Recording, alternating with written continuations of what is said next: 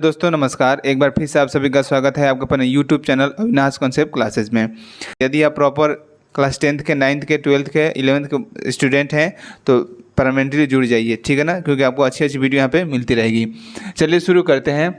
जैसे कि आपको पता है कि इसमें हम क्वेश्चंस नहीं लिख रहे हैं, आपको क्वेश्चन साइड में दिख रहे होंगे। हम क्वेश्चन पढ़ रहे हैं और उसका आंसर आपको देना होगा, ठीक है ना। नहीं आएगा तो फिर वीडियो को देखना होगा, आसानी से समझ में आ जाएगा। देखेंगे इधर ध्यान से, आप लोग लिखा होगा उस पर देखेंगे। लिखा है कि सिद्ध कीजिए कि निम्न रैखिक समीकरण युग्म का अद्वितीय हल रखता है, ब्रजगुणन विधि द्वारा इसको हल कीजिए। यानी कि अद्वितीय हल रखता है, अरे समझ ना, अद्वितीय हल रखता है मतलब कैसा होगा, प्रतिच्छेद रेखाएं होंगी, ठीक है ना। ऐसे किसे कैसे हल करना है तो ब्रजगुणन विधि द्वारा। तो चलिए दो समीकरण दिया और दोनों समीकरण को हम लिख लेते हैं। लिखा है 2x + 3y = 7 और यहाँ पे लिखा है 6x + 5y = 11। आप समझ पा रहे होंगे कि उधर जो दिया है कह रहे कि अद्वितीय हल, इसका मतलब क्या है, इसका मतलब ये है कि उसका कोई ना कोई हल निकलेगा जरूर, ठीक है ना, x y का मान निकलेगा।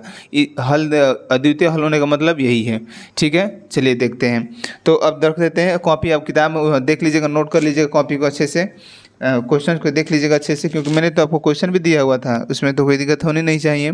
चलिए शुरू करते हैं। लिखा है कि 2x + तो ब्रज गुणन मैंने आपको बताया था ऑफलाइन क्लास में कि कैसे होता है। चलिए अब बिना देरी के हम सीधे टॉपिक पे आते हैं।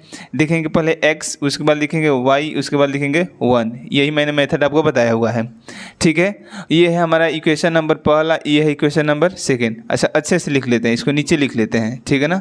तो इक्वेशन नंबर सेकेंड क्या है देख लेते हैं फिर से। 6x + 5y = क्या है 7 है, ठीक है ना। 11 सॉरी, ठीक है 11 है, हाँ बिल्कुल 11 है। Equation number second. अब हम ब्रजगुणन विधि से करना है तो x होगा, y होगा और 1 होगा, ठीक है। चलिए पहले हम शुरू करते हैं। अच्छा इसको कंपेयर कैसे करेंगे, a1x + b1y + c1 = 0 से तुलना करेंगे। इसको a2x + b2y + c2 = 0 से तुलना करेंगे। शुरू करते हैं b1 से। b1 के बाद जाएंगे b2 पे। देखिए b1 यहाँ पे क्या है 2 है तो लिखेंगे, 3 है तो 3 लिखेंगे, उसके बाद आएंगे 5 पे, ठीक है ना। ऐसे ही एकदम इसके बीच में उसके बाद जाएंगे c1 पे। तो c1 इधर आएगा तो माइनस में हो जाएगा, होगा माइनस में 7, ठीक है। ये हो जाएगा माइनस में 7 और ये हो जाएगा माइनस में 11, ठीक है। अब देखिए सीधे आएंगे कहाँ पे, a1 पे, तो ये हो जाएगा 2, ये हो जाएगा 6 और सीधे आएंगे b1 पे। b1 से शुरू, b1 पे ख़त्म, तो ये होगा 3 और 5। अब देखिए क्या होता है, अब यहाँ पे क्रॉस मल्टीप्लिकेशन होता है जो कि वज्रगुणन विधि द्वारा कहा जा रहा है। इसका मल्टीप्लिकेशन इसके साथ और इसका मल्टीप्लिकेशन इसके साथ, ठीक है ना। इसका मल्टीप्लिकेशन इसके साथ, इसका मल्टीप्लिकेशन इसके साथ, सेम ऐसे यहाँ भी करेंगे, क्रॉस मल्टीप्लिकेशन कर देंगे, ठीक है। अब देखिए जब क्रॉस मल्टीप्लिकेशन करेंगे तो क्या होगा, x बटा में, देखो ध्यान से, जब ऊपर से नीचे आएंगे तो प्लस और नीचे से ऊपर जाएंगे तो माइनस। तो ये देखिए 11 इंटू क्या होगा माइनस में 3 इंटू माइनस में 11 और माइनस तो देखो ऊपर से नीचे, नीचे से ऊपर जाएंगे तो माइनस, तो ये हो जाएगा 5 इंटू माइनस में 7 बराबर y बटा में, ठीक है। ये होगा 7 इंटू 6 माइनस 11 इंटू माइनस में 2, ठीक है। अब देखिए ध्यान से। अच्छा माइनस में 2 कहाँ से आ गया, यहाँ पे -2 तो नहीं होना चाहिए था, लेकिन -2 नहीं है, हम -2 नहीं है, यहाँ प्लस में ही 2 है, ठीक है। यहाँ देखिए 1। अब यहाँ पे देखेंगे तो ये हो गया 5 2 = 10 और माइनस में 6 3 = 18, ठीक है। चलिए अब इसको सॉल्व कर लेते हैं। हमें x y का मान निकालना है तो यहाँ कांस्टेंट टर्म है, यहाँ चर वाला पद है, वेरिएबल है, दोनों को एक साथ ले लेंगे, ठीक है। चलिए पहले सॉल्व कर लेते हैं। यहाँ लिखा है x /, ठीक है ना। ये हो जाएगा माइनस में 33 और ये हो जाएगा प्लस में 35, ठीक है, बराबर एक कांस्टेंट टर्म ले लेते हैं। 1 माइनस में क्या हो जाएगा 8, 10 में से 18 जाएगा तो क्या होगा माइनस में 80 होगा, ठीक है। यहाँ से x का मान निकालेंगे फाइनली तो क्या होगा x = अब देखिए इसमें क्या होगा, -33 में से प्लस में 35 जाएगा तो क्या होगा प्लस में 2 हो जाएगा, तो यहाँ हो जाएगा प्लस में 2 तो 2 चला जाएगा ऊपर तिरक मल्टीप्लिकेशन के साथ, और माइनस में क्या हो जाएगा 8। डिवाइड करेंगे तो x की वैल्यू आएगी 1/4 माइनस में क्या हो गया 1/4।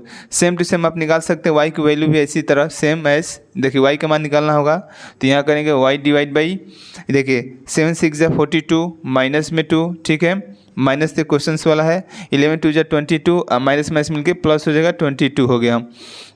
अब यहाँ पे देखेंगे ध्यान से आप लोग, वही कांस्टेंट टर्म ये होगा 1/-8 हो गया। चलिए जरा सॉल्व कर लेते हैं एक लाइन और। इसमें क्या होगा, माइनस में हो जाएगा आपका 20 और यहाँ पे 1/-8, माइनस माइनस कैंसिल, 4 2 8 और 4 5 20, तो ये फाइनली y का मान आ जाएगा 5/2। तो ये हमारा क्या है, y का मान है और ये हमारा x का मान है। आई होप आपको समझ में आया होगा। तो चलिए बढ़ते हैं आगे। लिखा है कि निम्नलिखित रैखिक समीकरण युग्म को हल कीजिए। लिखा है कि 15 में लिखा है 15 में x माइनस वाई प्लस, आगे लिखा है 22 में x प्लस में वाई। यूनिट टेस्ट में जो पेपर था ना, थोड़ा सा टाइपिंग मिस्टेक हो गया था, तो बच्चे बहुत कंफ्यूज हो गए थे, सर है क्या यहाँ पे, तो हम सही से क्वेश्चन यहाँ पे लिख दे रहे हैं। अगला है इक्वेशन नंबर पहला हो गया, और दूसरा आपको दिया होगा यहाँ पे देखेंगे 40 divide by x minus y as well as, और प्लस में 55 divide by x plus y, ठीक है ना, और बराबर क्या है 13 है। Equation number second. Same to same कहा जा रहा है कि इसमें रैखिक युग्म को हल कीजिए। अब इसमें ये नहीं कहा है कि किस विधि से करना है, अब तीनों विधियों में से जो आपको अच्छा लगे, जो जल्दी से एप्रोप्रिएट हो करने का, वही कर लीजिए, ठीक है ना। तो सबसे पहले तो आपको लग रहा है कि डिवाइड में है, तो सबसे पहले तो इसको हम स्टैंडर्ड फॉर्म में चेंज करेंगे। कैसे, तो लिखेंगे ax plus b y plus c equal to 0 के फॉर्म में इसको चेंज करेंगे। अब चेंज करने का तरीका कुछ नहीं है, फटाक से अब क्या करते हैं, आंसर लेकर आते हैं। देखिए पहले हम लेट कर लेते हैं। माना u बराबर 1/x माइनस वाई, ठीक है, रिप्लेस कर देते हैं, और यहाँ पे हो जाएगा v बराबर 1/x प्लस में वाई। आज दोनों समीकरण में से इसको रिप्लेस कर देते हैं, ठीक है ना। अब क्या करेंगे, प्रतिस्थापन कर देते हैं, तो ये हो जाएगा 15u प्लस में हो जाएगा 22v इक्वल टू 5, ठीक है। इक्वेशन नंबर फर्स्ट ही है, रीराइट मैंने किया दोबारा। वैसे ही इसमें कर लेंगे 14u प्लस में क्या हो जाएगा 55v इक्वल टू 13।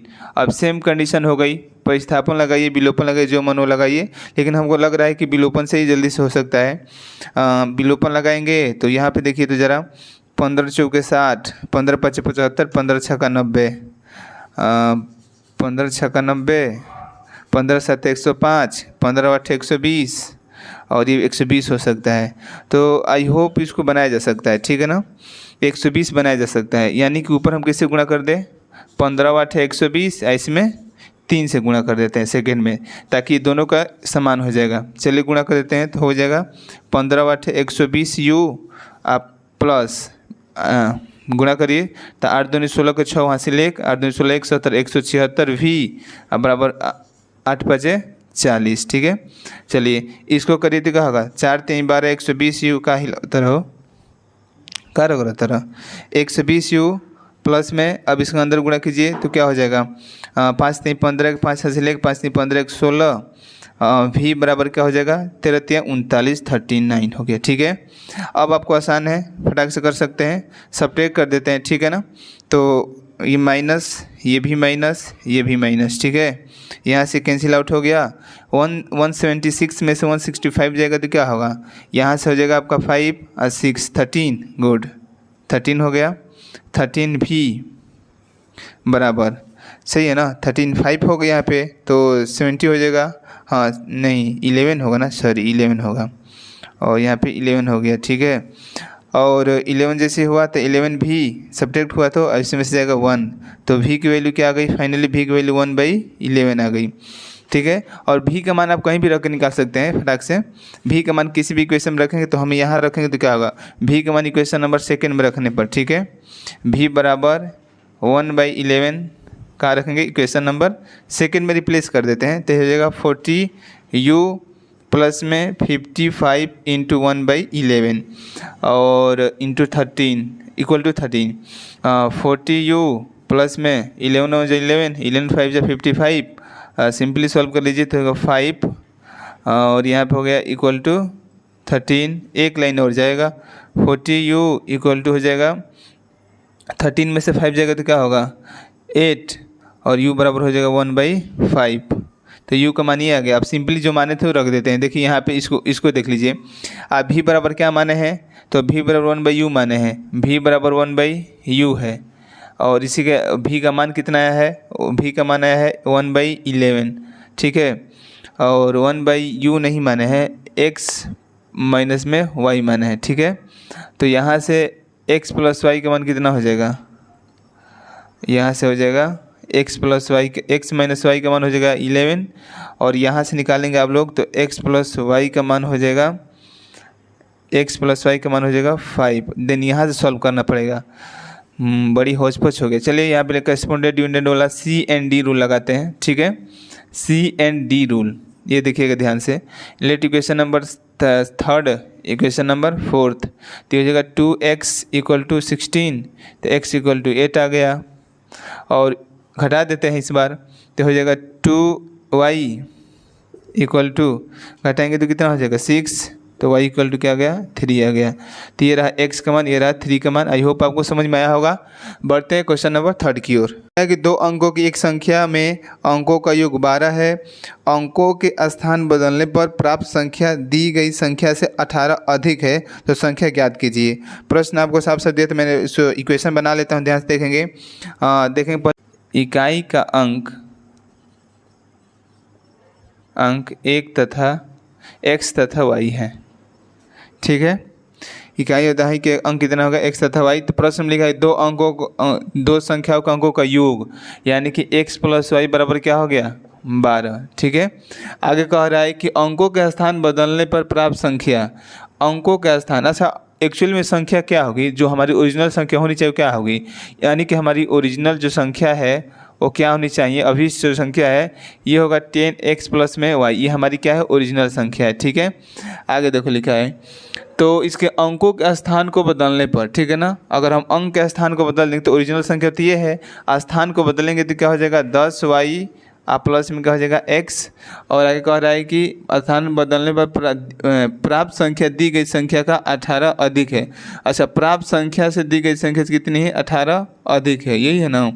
तो ऐसा कर सकते हैं कि प्राप्त संख्या ये हो गया और इसमें से हम क्या करते हैं कि जो हम प्राप्त संख्या पहले वाली इसमें से इसको घटा देते हैं, यानी कि x प्लस में y को घटा दीजिए, अब बराबर क्या हो जाएगा 18 हो जाएगा। फाइनली हमारा आंसर ये हो गया।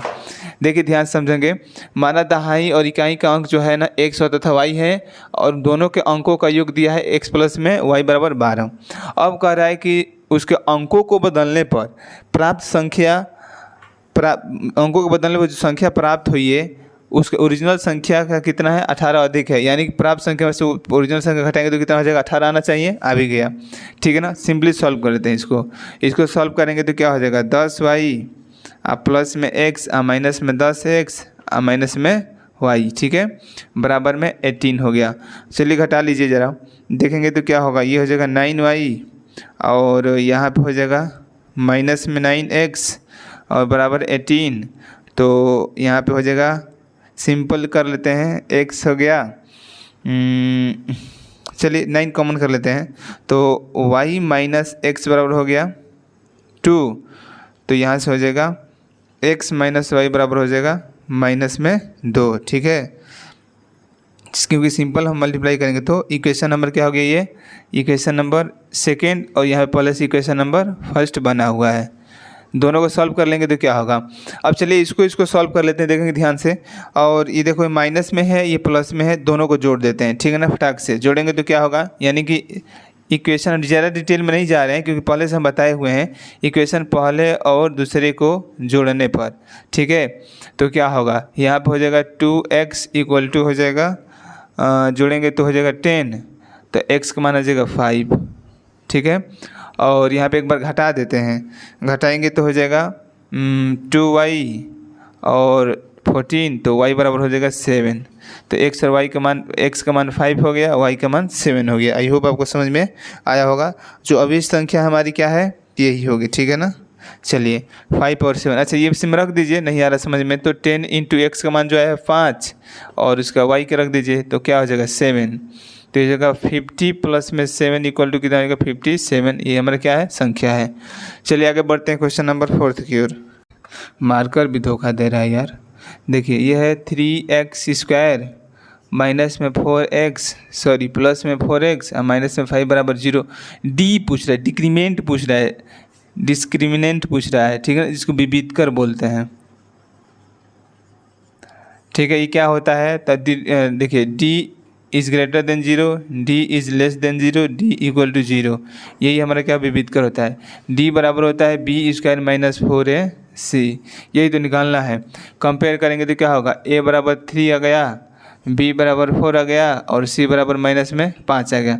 मार्कर में इंक भी नहीं है और इससे अधिक मार्कर भी नहीं है मेरे पास, तो इसका कल वीडियो बनाएंगे, फिलहाल यहीं तक बना कर रहने देते हैं। ठीक है, तो चलिए डी बराबर निकालेंगे तो क्या होगा, यार चल तो रहा है कोई बात नहीं। चलिए तो ये b² माइनस में 4ac, तो रखिए डी बराबर क्या होगा, b का मान है 4² माइनस 4 इंटू ए बराबर कितना है 3 और c बराबर है माइनस में 5। चलिए सॉल्व करिए तो डी बराबर होगा 16 माइनस तो होना ही नहीं चाहिए, प्लस हो जाएगा, तो माइनस माइनस प्लस हो गया और 4 3 जा 12, 12 5 जा 60। गुड, अब यहाँ से क्या हो जाएगा 70, आई होप सही है, 76 होगा ना, हाँ 76 होगा। ये हमारा क्या होगा विविध करा गया आंसर। ठीक है, तो ये हमारा आंसर